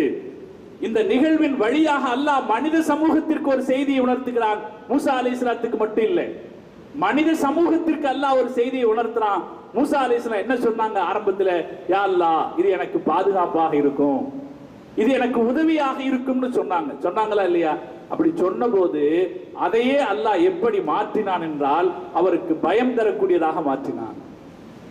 எது தனக்கு பாதுகாப்புன்னு நினைச்சாரோ, எந்த குச்சி தனக்கு பாதுகாப்பாக இருக்கும்னு நினைச்சாரோ, அந்த குச்சியவே அல்லாஹ் அவருக்கு பயம் தரக்கூடியதாக மாற்றினான். இப்ப அல்லாஹ்வுக்கு என்ன சக்தி இருக்கிறது? எது நமக்கு நம்பிக்கைக்குரியதாக இருக்கிறதோ, பாதுகாப்புன்னு நினைக்கிறோமோ, அதையே எப்படி மாத்திர சக்தி இருக்கு? நமக்கு ஆபத்தானதாக மாத்திர சக்தி அல்லாஹ்வுக்கு இருக்குது. இதை நாம எப்போதும் ஞாபகத்தில் வச்சுக்க வேண்டிய விஷயம். எதை நாம நம்புகிறோமோ அது எல்லாத்துக்கும் முன்னாடி அல்லாஹ்வை நம்பணும். நம்ம எல்லாரும் எதை நம்புவோம்? நம்ம கிட்ட இருக்கிற காசை நம்புவோம், அல்லது நம்ம கிட்ட இருக்கிற குழந்தைங்களை நம்புவோம், அல்லது நம்ம வேற பல விஷயங்களை நாம நம்பலாம். ஆனா எந்த நம்பிக்கைக்கு முன்னாலும் அல்லாஹ்வின் மீதான நம்பிக்கை நமக்கு ஆழமாக இருக்க வேண்டும்ன்ற தத்துவத்தை இது சொல்லித் தருதா இல்லையா? இதை நாம் மறந்து விடக்கூடாது. எல்லா கட்டத்திலேயும் அல்லாஹ் நமக்கு பாதுகாப்பு தருவான், பாதுகாப்பாக இருப்பான். எந்த சூழ்நிலையாக இருந்தாலும் அல்லாஹ்வை பற்றிய நம்பிக்கை, அதற்கு பிறகு மற்றவைகளை பற்றிய நம்பிக்கை. நாம் என்ன பார்க்கிறோம் என்றால் சகோதரர்களே, அபூ லஹப் முஹம்மது ரசூலுல்லாஹி ஸல்லல்லாஹு அலைஹி வஸல்லம் அவர்களுக்கு மிக கடுமையான எதிரியாக இருந்தார். பெருமானார் ஸல்லல்லாஹு அலைஹி வஸல்லம் அவர்களை முதல் நிலையிலே அல்லாஹ் தஆலா எதிர்த்தான். எனக்கு என் காசு பணம் எனக்கு உதவும்னு அவன் அடிக்கடி சொல்லிக்கிட்டே இருப்பானா. எனக்கு என் பணம் உதவும், என் காசு உதவும்னு அடிக்கடி சொல்லுவானா. அது என்கிட்ட இருக்குதுன்னு பெருமை அடிப்பானா. அல்லாஹ் அதை அவன் ஆரம்பத்திலேயே அதுக்கு அடி வச்சான். ஆரம்பத்திலேயே அவனுடைய பலம் எதுன்னு நினைச்சானோ அதை அல்லாஹ் அடிச்சான். மா அக்னா அன்ஹு மாலுஹு வமா கஸப். அவனுக்கு அவனுடைய காசும் பயன் தராது, அவனுடைய பிள்ளைங்களும் பயன் தர மாட்டாங்க. இந்த அத்தியாயம் இறங்கிய பிறகு அவன் 15 வருஷம் உயிர் வாங்கினான். இந்த அத்தியாயம் இறங்கிய பிறகு 15 வருஷம் உயிர் வாங்கினான். 15வது வருஷத்திலே குர்ஆன் சொன்ன இது நிலைத்தது. அவன் இவ்வளவு பெரிய காசுள்ளவனாக இருந்தும் அவனுடைய காசு அவனுக்கு பயன்படல, அவனுடைய பிள்ளைகளும் அவனுக்கு பயன்படல. நாம் இன்றைக்கு அந்த வரலாற்றை தான் பார்க்கிறோம். அல்லாஹ் அவனுடைய பணமும் அவனுக்கு பயன்படாது, அவனுடைய பிள்ளைகளும் அவனுக்கு பயன்பட மாட்டார்கள். சயஸ்லா நார் ராத்தலஹபின். அல்லாஹ் ரொம்ப பொருத்தமா சொல்றான். கொழுந்து விட்டெரிகிற நரக நெருப்பில், லஹபுன்னு பேர்ல ஒரு நரகம் இருக்கு, இந்த ராத்தல்ல கொழுந்து விட்டெரிகிற நரக நெருப்பிலே அவன் நுழைவான். அவன் மாத்திரமல்ல, வம்ரஅத்துஹு அவனுடைய மனைவியும் நுழைவாள். ஹம்மாலத்தல் ஹத்தபு, ஹம்மாலத்தல் ஹத்தபு விறகு சுமக்கிற அவன் மனைவியும் நுழைவாள். ஹம்மாலத்தல் ஹத்தபுங்கிற வார்த்தைக்கு இப்னு அப்பாஸ் ரலியல்லாஹு தஆலா அர்த்தம் சொல்றாங்க. ஹம்மாலத்தல் ஹத்தப்னா புறம் பேசி கோல் பேசிச்சு. ஒருத்தர் பத்தி கெடுத்து சொல்றதுக்கு என்ன பேரு? கோல் பேசு, கோல் பேசி திரிகிறவன் அர்த்தம். ஹம்மாலத்தல் ஹத்தப்னா கோல் பேசி திரிகிறவள் அப்படின்னு அர்த்தம். விறகு சுமப்பவள் ஒரு அர்த்தம் உண்டு அதுக்கு, அதான் அதனுடைய நேரடி அர்த்தம். இப்னு அப்பாஸ் ரலியல்லாஹு தஆலா அதுக்கு ஒரு அர்த்தம் சொல்றாங்க, அவள் கோல் பேசி திரிபவள். நபி ஸல்லல்லாஹு அலைஹி வஸல்லம் அவர்களுக்கு எதிராக கோல் பேசி திரிஞ்சுக்கிட்டே இருந்தார். ரசூலுல்லாஹ்வுக்கு எடுத்து பேசிக்கிட்டே இருந்தார். அரபு வழக்கத்துல கோல் பேசுறவங்களுக்கு ஹம்மாலத்துல் ஹத்தப் விறகு சுமக்கிறவங்க ஒரு பேர் இருக்கு. நம்ம ஊர்ல ஒரு பேர் இருக்கா இல்லையா? பத்த வைக்கிறவங்க. நம்ம ஊர்ல பேர் இருக்கு, பத்த வைக்கிறவங்கன்னு பேர். பத்த வைக்கிறவங்கன்னு சொல்றாங்களா இல்லையா? இதுக்கு கோல் பேசி திரிகிறவங்கள பத்த வைக்கிறோம்னு சொல்ற மாதிரி அரபியில ஹம்மாலத்துல் ஹத்தப்னா விறகு சுமப்பவள் சொன்னா கோல் பேசி திருப்பல் அர்த்தம். வம்ராத்துஹு அவருடைய மனைவியும் நரகத்திலே நுழைவாள். ஃபி ஜீதிஹா அவளுடைய கழுத்திலே ஹபுலும் மின் மஸத் முறுக்கப்பட்ட கயிறு அவளுடைய கழுத்திலே இருக்கும். முறுக்கப்பட்டது அப்படின்னா இரும்பு தார் ஊற்றி முறுக்கப்பட்டதுன்னு திருக்குர்ஆனுடைய விரிவுரையாளர் சொல்லுவாங்க. கயிறை கனப்படுத்துறதுக்கு, அதை இருக்கிறதுக்கு இரும்பு தார் ஊற்றி முறுக்கப்பட்ட கயிறு, நரகத்தினுடைய ஒரு கயிறு அவளுடைய கழுத்துல இருக்கும். காரணம், இந்த உலகத்திலே வாழ்கிற போது அவளுடைய கழுத்துல விலை மதிப்புள்ள ஒரு முத்து மாலை அவள் கழுத்துல இருந்தது. அந்த முத்து மாலையை காட்டி காட்டி அவள் சொல்வாளாம், என்னுடைய இந்த முத்து மாலையை செலவு பண்ணியாவது நான் முகம்மதை அழிப்பேன்னு சொல்வாளாம். உலகத்துல வாழ்ற காலகட்டத்திலே அவள் கழுத்துல போட்டிருக்கிற முத்து மாலை, விலை மதிப்பில்லாத முத்து மாலையை சொல்லி காட்டி இப்படி சொல்லுவா. அல்லாஹ் அவளுக்கு மறுமையிலே கொடுக்கிற தண்டனை, அவள் கழுத்திலே அல்லாஹ் தார்பூசி, இரும்பு தார்பூசி முழுக்கப்பட்ட கயிற்றை அவனுடைய கழுத்தில் அல்லாஹ் போட்டிருப்பான். அத்தோட அவள் நரகத்துக்குள்ளே நுழைவாள் என்று இந்த வசனம் சொல்லுகிறது. இந்த வசனத்தினுடைய சுருக்கமான கருத்து. இந்த வசனம் குறித்த அறிஞர்கள் சொல்வார்கள், இந்த வசனம் முஸ்லிம்களுக்கு என்ன தருகிறது என்றால் தன்னம்பிக்கையை தருகிறது, தைரியத்தை தருகிறது. ஏன்னா ஸல்லல்லாஹு அலைஹி வஸல்லம் அவங்க பிரச்சாரம் செய்த முதல் கணத்திலேயே எதிர்ப்பு வந்தது. ஃபர்ஸ்ட் எடுத்து சொன்ன உடனே என்ன வந்துச்சு? எதிர்ப்பு வந்துச்சு. அது யார்கிட்ட இருந்து வருது? அபூ லஹப் கிட்ட இருந்து வருது. அபூ லஹப் யாரு? நபி ஸல்லல்லாஹு அலைஹி வஸல்லம் அவர்களுடைய பெரிய தால ஒருத்தர். இந்த தகப்பனுடன் பிறந்த சகோதரர்களை அம்மு என்ற ஒற்றை வார்த்தையில் அரபுகள் அழைப்பார்கள். அம்முனா தகப்பனார் கூட பிறந்த சகோதரர்கள். நம்ம தமிழ்ல பெரியத்தா சின்னத்தான்னு 2 பேர் இருக்கு. அரபியில ரெண்டுக்கும் சேர்ந்து ஒரு வார்த்தை தான் அம்மன் சொல்லுவாங்க. அம்மன் சொன்னா தகப்பனாருடன் பிறந்த சகோதரர்கள். வேறு வேறு தாய்மார்கள் வேறு, தகப்பனார் ஒருத்தர். அப்துல் முத்தலிபுக்கு பல தாய்மார்கள் மூலம் 10 குழந்தைகள் பிறந்தது. இது நமக்கு தெரியும். ரசூல் ஸல்லல்லாஹு அலைஹி வஸல்லம் பாட்டனார் அப்துல் முத்தலிப் இல்லையா? அவருக்கு 10 குழந்தைகள் பிறந்துச்சு. அதுல ஒருத்தர் அப்துல்லா, ரசூல் ஸல்லல்லாஹு அலைஹி வஸல்லம் தகப்பனாரு. மீதி 9 அம்முகள் இருந்தார்கள் ரசூல் ஸல்லல்லாஹு அலைஹி வஸல்லம். 9 பெரிய தாக்கள் இருந்தார்கள். வரலாற்றிலே அந்த அம்புகளுடைய பேர் சொல்லப்பட்டிருக்குது. நாமளும் ஒரு தடவையாவது அந்த பேர்களை நாம தெரிஞ்சுக்குவோம். இப்னு ஹிஷாம் அந்த பெயர்களை குறிப்பிடுறாரு. அப்பாஸ் ரலியல்லாஹு தஆலா அன்ஹு, அதோடு ஹம்ஸா ரலியல்லாஹு தஆலா அன்ஹு, அதே போல அபூ தாலிப், ஜுபைர், ஹாரிஸ், ஹஜ்லன், முகவ்விம், லிரார், அபூ லஹப், இப்படி 9 பேர். இதுல 2 பேரு ரசூல் ஸல்லல்லாஹு அலைஹி வஸல்லம் அவர்களுடைய வயதை ஒத்தவர்கள்.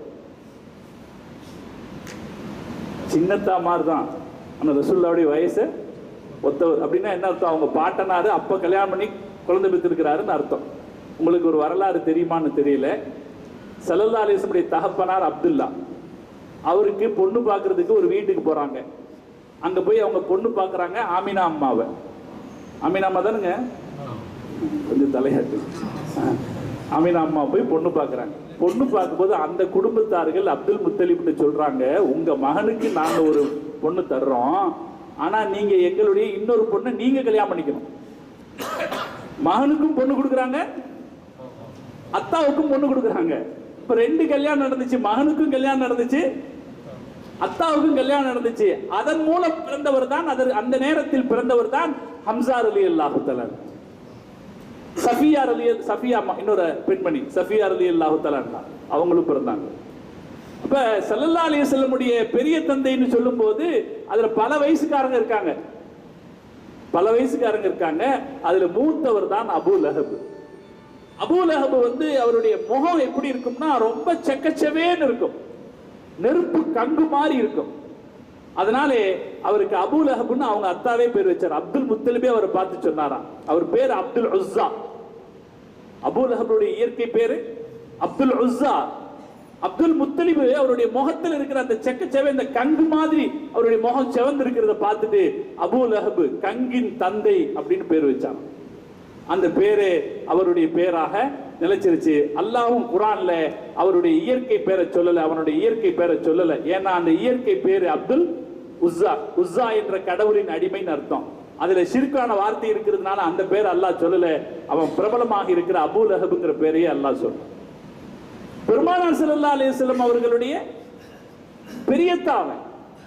அது மாத்திரமல்ல, ரசூல் ஸல்லல்லாஹு அலைஹி வஸல்லம் அவர்கள் பிறந்தார்கள் அப்படிங்கிற செய்தியை அவனுடைய அடிமை பெண் சொன்னாங்க, துவைபா அம்மா, உங்களுடைய சகோதரருக்கு ஒரு ஆண் குழந்தை பிறந்திருக்கிறதுன்னு செய்தி சொன்ன போது அந்த நல்ல செய்தி சொன்னதற்காக துவைபா அம்மாவை விடுதலை செய்தவன் அபூ லஹப்.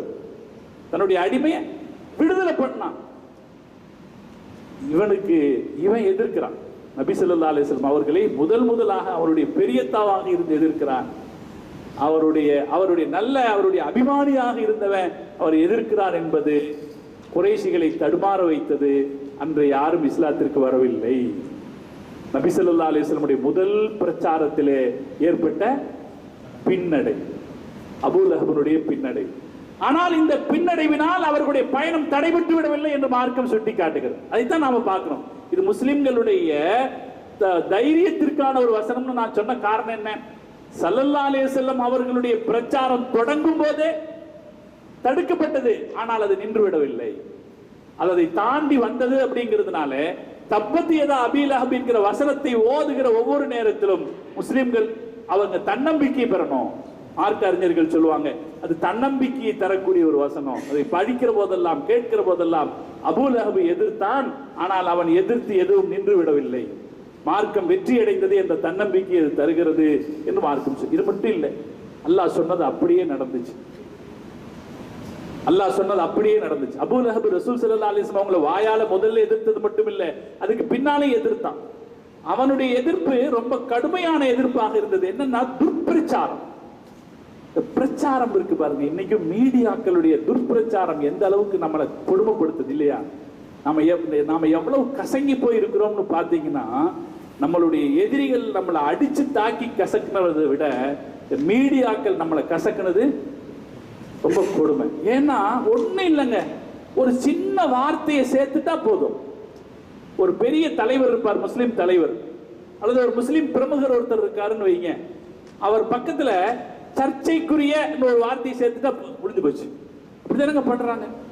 முஸ்லிம் தலைவர்கள்ல, அரசியல்வாதிகள்ல யாராவது ஒரு முஸ்லிம் அரசியல்வாதி அல்லது ஒரு முஸ்லிம் தலைவர் மார்க்கத்திற்காக சமுதாயத்துக்காக பேசுகிறவராக வர்றாருன்னு வைங்களேன், அவரை பத்தி சொல்லும் போது என்ன செஞ்சிருவாங்க, ஒத்த வார்த்தை சர்ச்சைக்குரியவர்னு ஒரு வார்த்தை சேர்த்துட்டானா அவ்வளவுதான், நம்மளுடைய மொத்த கிரெடிட்டும் இல்லாமல் போய்விடும். இப்படித்தானே செய்யறாங்க. ஒவ்வொரு சின்ன சின்ன வார்த்தைகள்ல முஸ்லிம் சமூகத்தை கேவலப்படுத்திடுறாங்க. அன்னைக்கு ஒருத்தர் இந்த யோகாவை பத்தி எழுதுறாரு. ஏன் முஸ்லிம்கள் இதை எதிர்க்கணும், அப்படி என்ன அதுல இருக்கு, அதுல அது வந்து ஒரு மதத்தின் அடையாளம் மட்டும் இல்லை அப்படிங்கிற மாதிரி எல்லாம் பேசிட்டு வர்றாரு. ஆனா அது சுத்தமாக ஒரு மதம் சார்ந்த ஒரு ஒரு கலாச்சாரம், ஒரு மதத்தை அடிப்படையாக கொண்ட கலாச்சாரம் அது. இன்னொன்னு, தொழக்கூடிய முஸ்லிம்களுக்கு எந்த யோகாவும் தேவையில்லை, தொழுகிற முஸ்லிம்களுக்கு எந்த யோகாவும் தேவையில்லை. ஆனா அவர் அப்படியே எழுதிட்டு வர்றாரு பாருங்க, முஸ்லிம்களை ஆதரிச்சு எழுதுற மாதிரியே எழுதிட்டு வர்றார். முஸ்லிம்கள் எதிர்க்க வேண்டியதில்லை அப்படின்னு சொல்லி எழுதிட்டு வரும்போது கடைசியா என்ன சொல்ல, இன்னைக்கு இருக்கிற சூழல்ல முஸ்லிம்கள் இதை எதிர்க்க வேண்டியதில்லை, இன்றைக்கு முஸ்லிம்கள் இருக்கிற சூழலில் அதை எதிர்க்க வேண்டியதில்லை. அப்படின்னா இந்த வாசகமே நம்மளை என்ன செய்யுதுன்னா தளர்வடைய வைக்குது. நாம என்னமோ இன்னைக்கு ரொம்ப கீழே போயிட்டோம், நாம நம்மளுடைய உணர்ச்சிகளை எல்லாம் அடிமைப்படுத்தி நம்ம உணர்ச்சியை எல்லாம் அடக்கி கொள்ள வேண்டிய தாழ்ந்த நிலைக்கு போயிட்டோம். இன்னைக்கு இருக்கிற சூழ்நிலை இன்னைக்கு என்ன ஆகி போச்சு, நமக்கு இன்னைக்கு என்ன ஆகி போச்சு, நம்மளுடைய சூழ்நிலையில என்ன குறை வந்துருச்சு, என்ன நாம வந்து எதுல தாழ்ந்து போயிட்டோம், நம்ம எதுலயும் நம்ம தாழ்ந்து போக நம்மளுடைய தீன் நம்மள உடலையே. ஆனா அப்படி ஒரு வார்த்தையில படிக்கிற வாசகர்களுக்கு ஒரு தாழ்வு மனப்பான்மை ஏற்படுத்துகிற மாதிரி செய்யற பிரச்சாரம் இருக்கு, தொடர்ந்து நடந்துகிட்டு. அது தமிழ்லன்னு கிடையாது, எல்லா மீடியாக்கள்லயும், உலக மீடியாக்கள்ல இதை ரொம்ப சீக்கிரமாக செய்கிறார்கள். அடிப்படைவாதி என்ற ஒற்றை வார்த்தையில் நம்மை இழிவுபடுத்தி விடுகிறார்கள். அடிப்படைவாதி, அடிப்படைவாதிங்கிறது எப்படி ஒரு இழிவான வார்த்தையாக இருக்க முடியும்? அடிப்படை இருக்கிறதுனாலே நாம் அடிப்படையில் இருக்கிறோம் இல்லையா? அடிப்படை நம்மகிட்ட இருக்குதுங்கிறதுனால அடிப்படை. ஆனா அந்த அடிப்படைவாதிங்கிற ஒற்றை வார்த்தையில நம்ம எவ்வளவு தூரம் இழிவுபடுத்திடுறாங்க. இந்த பிரச்சாரம் எவ்வளவு நம்மளை துன்புறுத்தது பார்த்தீங்களா? இது மாதிரி தன்னுடைய துர்பிரச்சாரத்தாலே முகமது ஸல்லல்லாஹு அலைஹி வஸல்லம் அவர்களை துன்புறுத்தியவன் அபூ லஹப். அதுலதான் அபூ லஹப்னுடைய கேரக்டர் வந்து நம்ம புரிய வேண்டிய விஷயம். அபூ ஜஹல் அவன் அடிச்சு துன்புறுத்தினான் அல்லது அடிக்கிற அதிகாரத்தை பயன்படுத்தி துன்புறுத்தினான். அபூ லஹப் நபி ஸல்லல்லாஹு அலைஹி வஸல்லம் அவர்களுடைய ஒவ்வொரு பிரச்சாரத்தையும் தடுத்தாங்க. அல்லாஹ் வந்து அவனை சபிக்க காரணம், மற்ற யாரையும் சபிக்காம வேற எந்த எதிரியும் அல்லாஹ் சபிக்கல குர்ஆன்ல இல்லையா? குர்ஆன்ல அல்லாஹ்வால பேர் சொல்லி சபிக்கப்பட்டவன் அபூ லஹப். அப்படி சபிக்கிறதுக்கான காரணங்களை விளக்குகிற போது திருக்குர்ஆனுடைய விரிவுரையாளர்கள் சொல்லுவாங்க, ரசூல் ஸல்லல்லாஹு அலைஹி வஸல்லம் பிரச்சாரத்தை தடுத்தவன், ஒவ்வொரு இடத்துலயும் போய் தடுத்தவன். ஸல்லல்லாஹு அலைஹி வஸல்லம் அவங்க மக்கால ஹஜ்ஜுக்கு மக்கள் வருவாங்கல்ல, ஹஜ்ஜுக்கு மக்கள் வரும்போது அங்க போய் பிரச்சாரம் பண்ணிட்டு இருந்தாங்க. அவங்க வீடு தேடி யாராவது வந்தா பிரச்சாரம் பண்ணிட்டு இருந்தாங்க. இப்படித்தான் நடந்துட்டே இருந்துச்சு. இந்த பிரச்சார பயணம் என்ன ஆயிடுச்சுன்னா, ஒரு கட்டத்துல ஹதீஜா அம்மா வஃபாத் ஆனார்கள். ரசூல் ஸல்லல்லாஹு அலைஹி வஸல்லம் 50வது வயசுல ஹதீஜா அம்மா வஃபாத் ஆனாங்க. அதுக்கப்புறம் அபூ தாலிபும் வஃபாத் ஆனாங்க. இவங்க ரெண்டு பேரும் வஃபாத் ஆன பிறகு ரசூல் ஸல்லல்லாஹு அலைஹி வஸல்லம் அவங்களுக்கே ஆபத்து வர ஆரம்பிச்சிருச்சு. அதுவரைக்கும் ரசூல் ஸல்லல்லாஹு அலைஹி வஸல்லம் அவர்களை நோக்கி யாரும் கையை நீட்டுவதற்கு துணிச்சல் பெறல. ஹதீஜா அம்மா இருக்கிற வரைக்கும் ரசூலுல்லாஹ் மேல கையை நீட்டுறதுக்கு யாருக்கும் துணிச்சல் வரல. ஹதீஜா அம்மா வஃபாத்தான பிறகுதான் மக்காக்காரர்களுக்கு துணிச்சல் வந்தது. ரசூல் ஸல்லல்லாஹு அலைஹி வஸல்லம் அவங்கள காபாவுல கழுத்துல துண்டு போட்டு நெருக்குனாங்க அப்படின்னு ஒரு வரலாறு நம்ம கேள்விப்பட்டிருப்போமா இல்லை? கழுத்துல துண்டு போட்டு நெருக்குனாங்க. அதே போல ஸல்லல்லாஹு அலைஹி வஸல்லம் அவங்க சஜதால இருக்கும்போது ஒட்டக குடலை கொண்டு வந்து போட்டாங்கன்னு கேள்விப்படுறோமே. இது எல்லாம் எப்ப நடந்துச்சுன்னா ஹதீஜா அம்மாவுடைய மௌத்துக்கு பின்னாடி தான் நடந்துச்சு.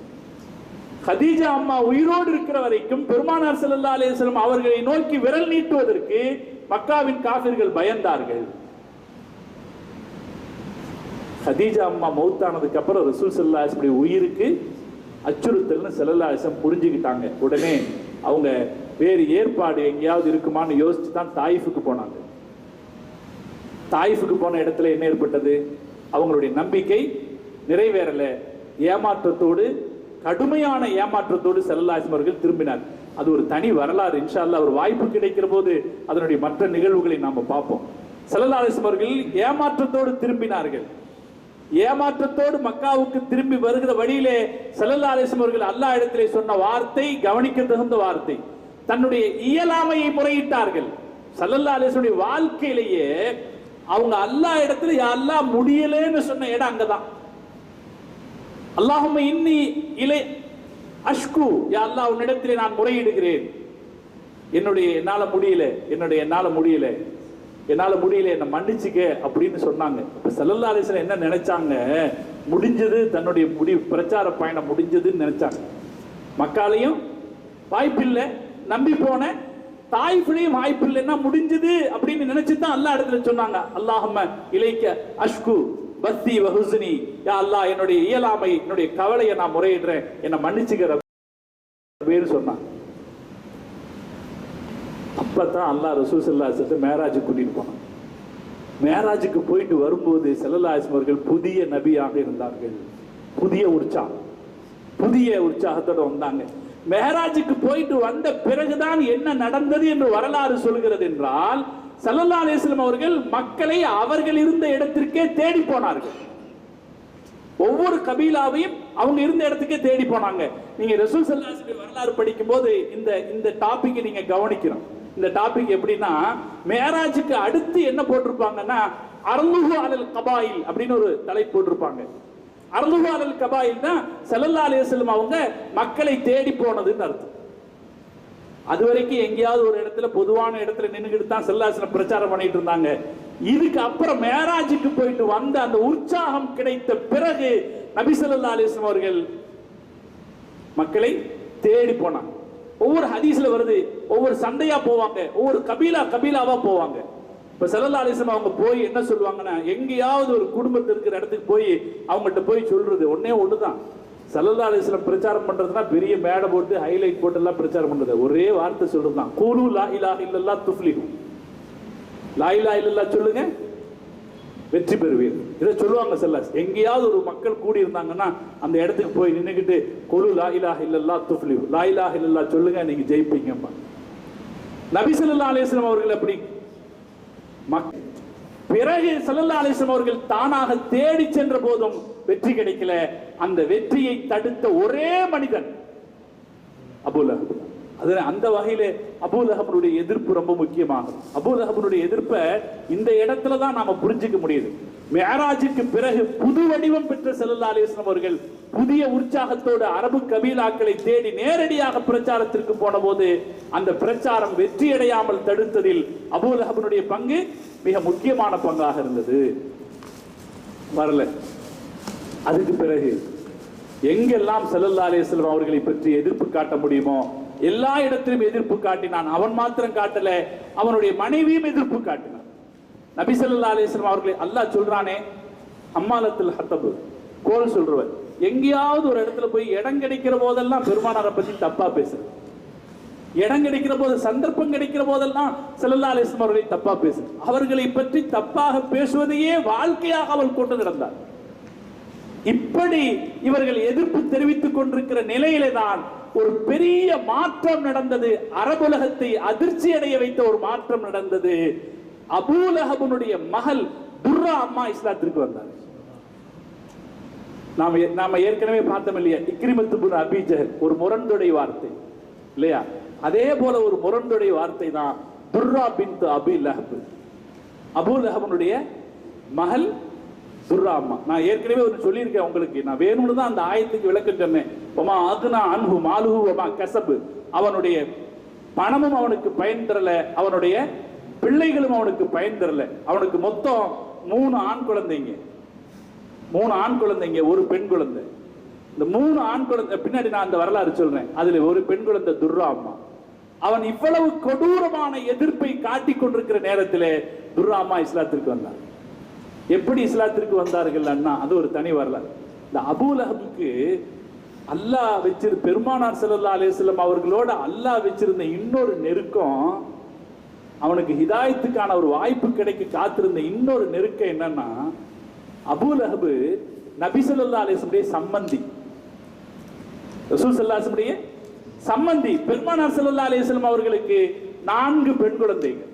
இன்னைக்கு நான் இந்த 4 பேரை மட்டும் சொல்றேன், மனப்பாடம் பண்ணிக்கலாமா? ஸைனப் ரலியல்லாஹு தஆலா அன்ஹா, ருக்கையா ரலியல்லாஹு தஆலா அன்ஹா, உம்மு குல்தூம் ரலியல்லாஹு தஆலா அன்ஹா. 4வது பேர் நீங்க சொல்லிடுவீங்க, ஃபாத்திமா. இந்த 4 பேரையும் ஞாபகத்தில் வச்சு நமக்கு தெரியணுமா? நம்ம பிள்ளைங்க பேர் தெரியுது இல்லையா? இந்த பேர் நமக்கு தெரியணும். நமக்கு ஸைனப் ரலியல்லாஹு தஆலா அன்ஹா, ருக்கையா ரலியல்லாஹு தஆலா அன்ஹா, உம்மு குல்தூம் ரலியல்லாஹு தஆலா அன்ஹா. இதுல இவங்களுடைய மருமக்கமார் பேரும் தெரியணும் நமக்கு. ரசூலுல்லாஹ்வுடைய மருமக்கன்மார்கள் பேரும் தெரியணும். ஸைனப் ரலியல்லாஹு தஆலா அன்ஹாவுடைய கணவர் பெயர் அபுல் ஆஸ். ஸைனப் ரலியல்லாஹு தஆலாவுடைய கணவர் பேரு. இந்த ஒரு பேரை மட்டும் பாடமாக்கினா போதும், மற்றதெல்லாம் நமக்கு தெரிஞ்சிடும். இந்த ஒரு பேர் ரொம்ப ஜென்டில்மேன். Abul as gentleman. ஸல்லல்லாஹு அலைஹி வஸல்லம் அவர்களால் பாராட்டப்பட்ட மருமகன். மாமனார் பாராட்டிய, மாமனார் மெச்சிய மருமகன் அபுல் ஆஸ் ரலியல்லாஹு தஆலா. நீங்க படிச்சு பாருங்க, இந்த வரலாறு தெரியும். அவருடைய பேர் ஞாபகத்தில் வச்சுக்கோங்க. ஸைனப் ரலியல்லாஹு தஆலா அன்ஹாவுடைய கணவர் அபுல் ஆஸ். அதுக்கு அடுத்து ரசூலுல்லாஹ்வுக்கு 2 ருக்கையா ரலியல்லாஹு தஆலா அன்ஹாவை, அதே போல உம்மு குல்தும், இந்த 2 பேரையும் அபூ லஹபனுடைய 2 மகன்களுக்கு ஸல்லல்லாஹு அலைஹி வஸல்லம் அவர்கள் திருமணம் செய்து கொடுத்திருந்தார்கள். குழந்தை திருமணம் ரசூல் ஸல்லல்லாஹு அலைஹி வஸல்லம் கல்யாணம் பண்ணி கொடுத்திருந்தாங்க. அபூ லஹபனுடைய 2 மகன்கள் உத்பா, உதைபா. உத்பாவுக்கு ருக்கையா அம்மாவையும், உதைபாவுக்கு உம்மு குல்தும் அம்மாவையும் திருமணம் செய்து கொடுத்து வைத்திருந்தார். அப்ப அவன் சம்பந்தி, ரசூல் ஸல்லல்லாஹு அலைஹி வஸல்லம் அவர்களுக்கு ஒரு வகையில் அவன் சம்பந்தி. அல்லாஹ் பாருங்க இப்படி ஒரு வாய்ப்பை கொடுத்திருந்தான். அந்த வாய்ப்பு இருந்தும் கூட திருந்துகிற ஒரு சூழல் அவனுக்கு கிடைக்கல. இந்த தப்பத்தியதா அபி லஹபின் வத்தப், இந்த ஆயத்து இறங்கிச்சா இல்லையா? இந்த ஆயத்து இறங்கின உடனே அவன் அந்த குர்ஆனுடைய வசனம் அவனை சபிச்சது இல்லை. அந்த சபிச்ச அழகு நடை இருக்குல்லவா, அந்த நடை மக்கள் மத்தியில் பரவத்தான செய்யும். தப்பத்தியதா அபி லஹபின் வத்தப் மா அக்னா அன்ஹு மாலுஹு வமா கஸப பரவும் இல்லையா? இதை அவனால ஜீர்ணிச்சுக்க முடியல. உடனே அவனுடைய 2 மகன்களையும் கூப்பிட்டு சொன்னான், நீங்க 2 பேரும் அவருடைய 2 மகள்களை தலாக்கு விட்டு விட வேணும்னு சொன்னான். விட்டாதான் நான் உங்களை சேர்த்துவேன். ரசி அல்ல ரசிக்குமா, நீங்க போய் அவங்களை விட்டுட்டு வந்தா தான் உங்களை சேர்த்துக்குவேன். 2 பேரும் ஸல்லல்லாஹு அலைஹி வஸல்லம் மகள்களை தலாக்கு விட்டார்கள். ஸல்லல்லாஹு அலைஹி வஸல்லம் அவங்க அந்த ருக்கையா அம்மாவை தான் உஸ்மான் ரலியல்லாஹு தஆலாவுக்கு கல்யாணம் பண்ணி கொடுத்தாங்க. அதே போல அந்த ருக்கையா அம்மா வஃபாத்தான உடனே இன்னொரு மகள் உம்மு குல்தும் ரலியல்லாஹு தஆலா அன்ஹா அவர்களையும் அதே உஸ்மான் ரலியல்லாஹு தஆலாவுக்கு கல்யாணம் பண்ணி கொடுத்தாங்க. இதெல்லாம் நமக்கு தெரிஞ்ச விஷயம் தானே. அப்ப ரசூலுல்லாஹ்வுடைய இன்னொரு மருமகன், முதல் மருமகன் அபுல் ஆஸ் ரலியல்லாஹு தஆலா, ரலியல்லாஹு சேர்த்து அபுல் ஆஸ் ரலியல்லாஹு தஆலா அன்ஹு. அடுத்த மருமகன் உஸ்மான் இப்னு அஃபான் ரலியல்லாஹு தஆலா அன்ஹு. அதுக்கு அடுத்த மருமகன் நம்ம எல்லாருக்கும் தெரியும், அலி ரலியல்லாஹு தஆலா. இதுல உத்பா, உதைபா, இந்த 2 பசங்க. இன்னொரு மகன் முஅத்தப், இன்னொரு மகன் முஅத்தப். இந்த உதைபாங்கிற 2வது மகன் இருக்கா பாருங்க, 2வது மகன் அபூ லஹபுக்கு வேண்டப்பட்ட மகன். அபூ லஹப் அவன்கிட்ட சொன்னா, ஒரு நாள் நான் இப்ப சிரியாவுக்கு பயணம் போறேன், நீ வர்றியான்னு கேட்டான். குழந்தைங்களுக்கு வெளியூர் பயணத்துல கூட வர்றதுன்னா ஒரு சந்தோஷம் தானே, நான் வர்றேன்னா. நீ முஹம்மதின் முகத்தில் காரி உமிழ்ந்து விட்டு வந்தால் நான் உன்னை கூட்டிட்டு போவேன், இவ்வளவுதானே செய்யணும் அப்படின்னு நினைச்சிட்டு அவன் நேரா வந்தான். ஸல்லல்லாஹு அலைஹி வஸல்லம் அவர்கள் காபாவில் இருந்தார்கள். அவர்களுடைய நெஞ்சு சட்டையை பிடித்து உமிழ்ந்தான். ஆனா அது ரசூலுல்லாஹ் மேல படல. அவன் உமிழ்ந்துட்டு உமிழும் போது ஸல்லல்லாஹு அலைஹி வஸல்லம் சொன்னாங்க, அல்லாஹும்ம ஸல்லித் அலைஹி கிலாபு மின் கிலாபிக், யா அல்லாஹ் உன்னுடைய நாய்களில் ஒரு நாயை இவன் மீது ஏவி விடு. இந்த ஸல்லல்லாஹு அலைஹி வஸல்லம் அவர்கள் அவனை சபிச்சாங்க. இது மக்கால காபாவுக்கு முன்னாடி வச்சு சபிச்சாங்க. இது எல்லாருக்கும் தெரிஞ்சது. இந்த செய்தி அவன் வீட்டுக்கும் வந்துச்சு, அபூ லஹபுடைய வீட்டுக்கு வந்துச்சு. அபூ லஹப்ட்ட வந்து சொன்ன உடனே அவன் சந்தோஷம் அடைஞ்சு, வா என் கூட அப்படின்னு மகனை கூப்பிட்டுட்டு சிரியாவுக்கு பயணம் போனான். போய் ஒரு இடத்திலே தங்குகிற போது அங்கே இருந்த ஒரு பாதிரியார் சொன்னார், எச்சரிக்கையா இருங்க, இந்த காட்டுல சிங்கங்கள் அதிகம்னு சொன்னார். உடனே அபூ லஹப் தன்னுடைய ஆட்கள்கிட்ட சொன்னா, வரும்போதே முகமது அப்படி பிரார்த்தனை செய்திருக்கிறாரு, அதனால என் மகனை கொஞ்சம் காப்பாத்திக்கங்கன்னு சொன்னதுனால அவங்க எவ்வளவு ஒட்டகைகளை கொண்டு வந்தார்களோ எல்லா ஒட்டகைகளையும் சுற்றி நிறுத்திவிட்டு அதற்கு நடுவில் அவனை தூங்க வைத்தார்கள். ராத்திரியில ஒரு சிங்கம் வந்தது, மோந்து பார்த்து அவனை கொன்று அவன் இறந்து போனான். முகம்மதுடைய பிரார்த்தனை ஜெயிச்சிருச்சு, அவர் எப்ப பிரார்த்தனை செய்தும் அது தோற்றதில்லை என்று அபூ லஹப் சொன்னான். இந்த செய்தி துர்ரா அம்மாவுக்கு வந்தபோது அவர்கள் நேர ரசூலுல்லாவை சந்தித்து இஸ்லாத்தை ஏற்றுக்கொண்டார்கள். இந்த செய்தி வந்துச்சு. அவன் அபூலஹபுடைய மகன் பெருமானார் ஸல்லல்லாஹு அலைஹி வஸல்லம் அவர்களுடைய முகத்திலே துப்புவதற்காக போகிறான் என்ற போதே அந்த அம்மா தடுத்தார்கள். என்ன இருந்தாலும் நம்முடைய உறவினர் அல்லவா, மரியாதைப்பட்ட நம்முடைய உறவினர் அல்லவா, வேணாம் அப்படின்னு தடுத்தாங்க. தடுத்ததை கேட்காம பெருமானார் ஸல்லல்லாஹு அலைஹி வஸல்லம் இடத்திலே திட்டு வாங்கிட்டு வந்தானல்ல, அவங்க என்ன நினைச்சாங்க, அப்ப அவங்க ரசூலுல்லாஹ் மேல பெருசா நினைக்கல. ஆனா அவங்க என்ன நினைச்சாங்க, காபால வச்சு திட்டு வாங்கிட்டானே, காபாவுக்கு பக்கத்துல வச்சு திட்டு வாங்கிட்டானே, இந்த பிரார்த்தனை எப்படி பலிக்காமல் போகும்னு நினைச்சாங்க. அந்த பிரார்த்தனை பலித்த போது துர்ரா அம்மா நேர ரசூல் ஸல்லல்லாஹு அலைஹி வஸல்லம் அவர்களை சந்தித்து இஸ்லாத்தை ஏற்றுக்கொண்டார்கள். இஸ்லாத்தினுடைய தொடக்க காலத்திலே அல்லாஹ் தஆலா இந்த தீனுக்கான ஆட்களை எங்கிருந்து கொண்டு வருகிறார்? அபூஜஹலுடைய வீட்டிலிருந்து அல்லாஹ் தீனுக்கான ஆட்களை கொண்டு வந்தார். அபூலஹபுடைய வீட்டிலிருந்தும் அல்லாஹ் தீனுக்கான ஆட்களை கொண்டு வந்தார். இன்னும் ஒரு பட்டியல் நான் சொல்லுவேன் சகோதரர், இன்னும் ஒரு பட்டியல் இருக்கிறது. இந்த மார்க்கத்தின் பேர் எதிரிகளாக யாரெல்லாம் இருந்தார்களோ, ஒன்று அவர்களை அல்லாஹ் தீனுக்கு கொண்டு வந்தான், அல்லது அவர்களுடைய குடும்பத்தார்களை அல்லாஹ் தீனுக்கு கொண்டு வந்தான். தீனுக்கு கொண்டு வந்த பிறகு அவர்கள் மகத்தான சாதனைகளை செய்தார். இவன் விஷயத்துல பாருங்க, அபூலஹபுடைய மகள் துர்ரா அம்மா இஸ்லாத்துக்கு வந்தது அன்றைய அரபுலகத்தினுடைய பேர் ஆச்சரியத்திற்குரிய நிகழ்ச்சியா இருந்துச்சான், பெரும் அதிர்ச்சியான நிகழ்ச்சியா இருந்துச்சான். அபூலஹபுடைய மகளே இஸ்லாத்துக்கு போயிட்டாங்களே என்பது பேர் ஆச்சரியத்திற்குரிய நிகழ்ச்சி. ஞாபகத்தில் வையுங்கள், அந்த அம்மாவுடைய பேர் துர்ரா பின்த் அபீ லஹப். அபூலஹபுடைய மகள் துர்ரா அம்மா, அவங்கள அல்லாஹ் இஸ்லாத்துக்கு கொண்டு வந்தான். இவங்களை பத்தி ஏன் சொன்னேன்னா, இவங்கள அந்த உத்தைபா கொல்லப்பட்டான் இல்லையா, மற்ற 2 ஆண் மக்கள் இருந்தார்கள். ஒரு பேர் உத்பா, இன்னொரு பெயர் முஅத்தப். இந்த 2 பேரும் இஸ்லாத்துக்கு வந்தாங்க. ஆனா அவங்க எப்ப இஸ்லாத்துக்கு வந்தாங்கன்னா பின்னால வந்தாங்க. துர்ரா அம்மா தொடக்கத்திலே வந்துட்டாங்க. இந்த 2 பேரும் எப்ப இஸ்லாத்துக்கு வந்தாங்கன்னா அது ஒரு பெரிய ஆச்சரியமான வரலாறு. நபி ஸல்லல்லாஹு அலைஹி வஸல்லம் அவர்கள் மக்காவை வெற்றி கொண்டார்கள். காபாவை வெற்றி கொண்ட பிறகு காபாவிலே உட்கார்ந்து இருக்கிற போது இப்னு அப்பாஸ் ரலியல்லாஹு தன்னிடத்திலே ஸல்லல்லாஹு அலைஹி வஸல்லம் கேட்டாங்க, அபூலஹபுடைய என்னுடைய பெரிய தந்தை ஸல்லல்லாஹு அலைஹி வஸல்லம் அபூலஹப்னு சொல்ல, என்னுடைய பெரிய தந்தையின் வழியான என் சகோதரர்கள் 2 பேர் எங்க கேட்டாங்க. அதுல ஒருத்தர் ரசூல் ஸல்லல்லாஹு மகளை தலாக் விட்டவர், ஒரு பெரிய வருத்தத்தை ஏற்படுத்தினவர். ஆனா ஸல்லல்லாஹு அலைஹி வஸல்லம் அவங்க அந்த நேரத்தில் கேட்டாங்க, என்னுடைய பெரிய தந்தையின் வழியான 2 சகோதரர்கள் எங்கே என்று கேட்டார். அப்பாஸ் ரலியல்லாஹு அன்ஹு சொன்னாங்க, நான் போய் பார்க்கிறேன். வெளியே வந்து பார்த்தாங்க, அவங்க யாரும் அங்க இல்லை, அரஃபால இருக்காங்க. நேர அரஃபால போய் அந்த 2 பேரையும் அழைத்து கொண்டு வாங்க, சீக்கிரமா வாங்கன்னு அந்த 2 பேரையும் அழைத்து கொண்டு ஸல்லல்லாஹு அலைஹி வஸல்லம் முன்னால வந்தாங்க. நபி ஸல்லல்லாஹு அலைஹி வஸல்லம் அவங்க அந்த 2 பேர்கிட்டையும் சொன்னாங்க, கூலா லா இலாஹ இல்லல்லாஹ் துஃப்லிஹா, லா இலாஹ இல்லல்லாஹ் சொல்லுங்க ஜெயிச்சிருவீங்கன்னாங்க. ஃபஅஸ்லமா, இந்த 2 பேரும் இஸ்லாத்தை ஏற்றுக்கொண்டார்கள். உத்பாவும் ஏற்றுக்கொண்டார், முஅத்தபும் ஏற்றுக்கொண்டார்கள். ஸல்லல்லாஹு அலைஹி வஸல்லம் அவர்கள் அல்ஹம்துலில்லாஹ் என்று துஆ செய்து, இந்த இருவரும் எனக்கு வேண்டும் என்று நான் அல்லாஹ் இடத்திலே கேட்டுக்கொண்டிருந்தேன். இஸ்தௌஹப்துல்லாஹ், அல்லாஹ் இடத்திலே யா அல்லாஹ் எனக்கு இந்த 2 பேர்த்தையும் அன்பளிப்பா கொடு என்று கேட்டுக்கொண்டிருந்தேன். வஹபனி அல்லாஹ், அல்லாஹ் இந்த 2 பேர்த்தையும் எனக்கு அன்பளிப்பாக கொடுத்தான் என்று சொல்லி நபி ஸல்லல்லாஹு அலைஹி வஸல்லம் அந்த 2 பேரையும் அரவணைத்துக் கொண்டார்கள் என்பது பெருமானார் ஸல்லல்லாஹு அலைஹி வஸல்லம் வரலாறு. யாரையும் நான் ஏற்கனவே சொன்ன பாருங்க ஒத்த வார்த்தை, இந்த தீனுக்கு யாரும் எதிரிகள் இல்லை. யாரையும் இறுதி எதிரியாக பார்க்கிற எண்ணம் இந்த தீனுக்கு கிடையாது. யாரும் நம்மவர்களாக ஆகிவிட வேண்டும் என்பதுதான் தீனுடைய நோக்கம். முஹம்மது ரசூலுல்லாஹி ஸல்லல்லாஹு அலைஹி வஸல்லம் தூய மனசு அப்படித்தான். எந்த கல்மிஷமும் அந்த மனசுக்கு அந்த நேரத்தில் இருக்கல. தன்னுடைய மகளை வேணாம்னு சொன்னவங்க தானே, அபூலஹபுடைய மக்கள் தானே. இந்த ஸல்லல்லாஹு அலைஹி வஸல்லம் அவர்களை அவங்க ஒதுக்கல. அவங்க தன்னுடையவர்களாகிவிட வேண்டும் என்று நினைத்தார்கள். அவர்களும் அப்படி ஆனார்கள். அப்படி ஆனதற்காக அல்லாஹ்விடத்திலே அவங்க துஆ செய்றாங்க.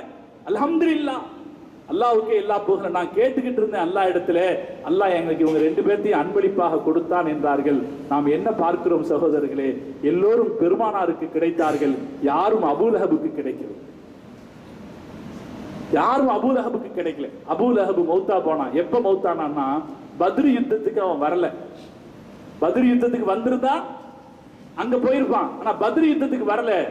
பத்ர் யுத்தம் கழிந்த 7வது நாள் அவன் மௌத்தானா. அவனுக்கு அதஸ் என்கிற ஒரு வகையான தொற்று நோய் ஏற்பட்டிருந்துச்சு. அதனால மக்கள் அவனை தூக்கி வெளியே போட்டாங்க. அவன் அவ்வளவு பெரிய பணக்காரனாக, குடும்பஸ்தனாக, பெரிய பிரமுகராக இருந்த போதும் கூட அவனை தூக்கி வெளியே போட்டாங்க. அவன் பக்கத்துல யாருமே போகல. கடைசியில் அவன் இறந்து போனான். பத்ர் யுத்தம் நடந்து 7ஆம் நாளில் அவன் இறந்து போனான். அவன் இறந்து போன போது அவனுடைய ஜனாசாவுக்கு பக்கத்திலே கூட யாரும் போக தயாரா இருக்கல. கடைசியில வேலைக்காரர்களை வைத்தார்கள். வேலைக்காரர்களும் பக்கத்தில் போகல. ஒரு பெரிய குச்சி, ஒரு பெரிய குழியை தோண்டி, அவன் இருந்த இடத்திற்கு, அவனுடைய உடல் கிடந்த இடத்திற்கு பக்கத்திலே ஒரு பெரிய குழியை தோண்டி ஒரு பெரிய குச்சியை வைத்து அவனுடைய உடலை தள்ளி அந்த குழிக்குள்ளே விழ வைத்தார்கள். பிறகு பெரிய பெரிய கல்லை தூக்கி போட்டு அந்த குழியை மூடினார்கள் என்று வரலாறு சொல்கிறது. அல்லாஹ் சொல்கிறான், அவனுடைய பணமும் அவனுக்கு உதவாது, அவனுடைய பிள்ளைகளும் அவனுக்கு உதவ மாட்டார்கள் என்று அல்லாஹ் சொன்னான். அல்லாஹ் சொன்னபடி நடந்தது. ஆனால் அபூ லஹப் சபித்தானே, அவன் சபித்தது நடக்கவில்லை. மார்க்க நமக்கு சொல்லி தருகிற பாடம் இது. யாரும் முஸ்லிம்கள் எந்த இடத்திலேயும் தளர்வடைய வேண்டிய தேவையில்லை. நான் அதனால தான் சொன்னேன், தப்பத்தியதா அபீ லஹப் என்ற வசனம் இருக்கிறதே, முஸ்லிம்களுக்கு தன்னம்பிக்கையும் தைரியத்தையும் தரக்கூடிய வசனங்களில் ஒன்று.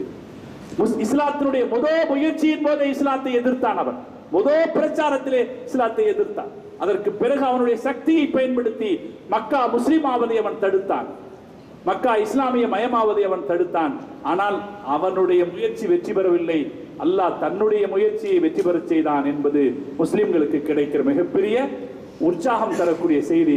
இதன் வழியாக அல்லாஹ் சொல்றான், இதுல கவனிக்க வேண்டிய விஷயம், அவனுக்கு அவனுடைய பொருட்களோ அவனுடைய குழந்தைகளோ பயன்படவில்லை என்பது இருக்கிறதே, நமக்கு ஒரு பாடம்.